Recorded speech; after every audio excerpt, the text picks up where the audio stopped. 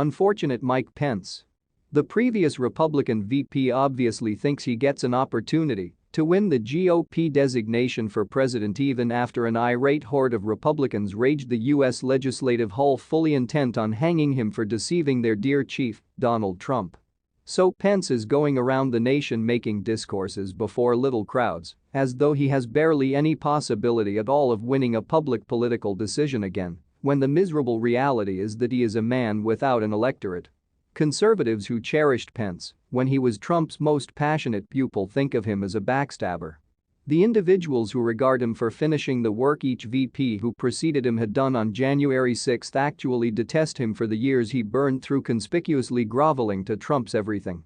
There may be a modest bunch of GOP authorities and agents who check out at Pence and see a kind of spooky George W. Bramble, whose vocal conveyance he improperly chimps, and the press, obviously, needs to give him a role as a reasonable Trump rival. However, truly Mike Pence is a mobile piece of Wonder Bread toast.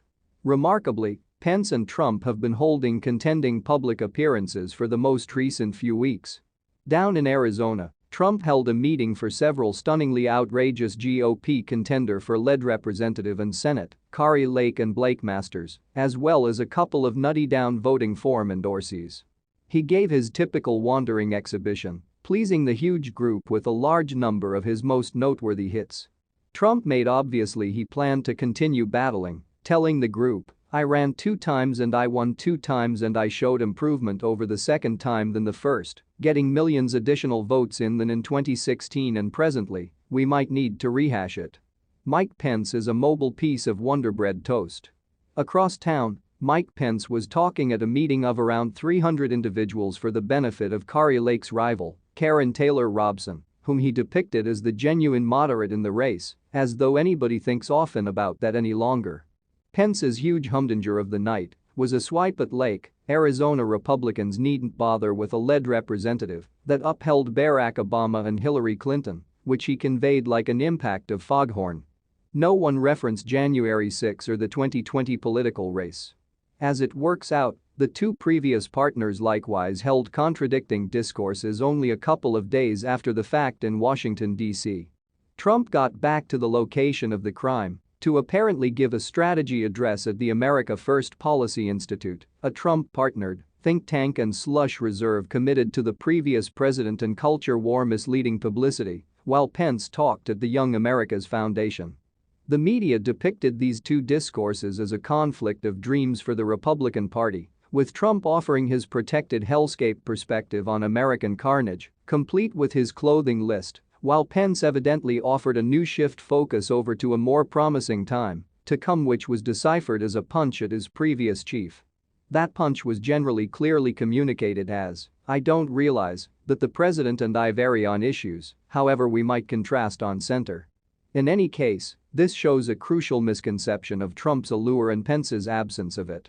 Issues as we recently comprehended them never again exist in the Republican Party. Trump's dim tone and criticism circle quality are the issues. Everything really revolves around complaint, outrage and hatred served up with the adolescent scorn and joke that a genuine rabble-rouser can convey. A bowl of tepid water like Mike Pence basically can't serve that regardless of the number of sensational stops he that takes in his talks. However, the way that he can't convey a rough joke or stick the blade in and contort it with Trumpian merriment doesn't imply that Pence isn't running on Trumpism.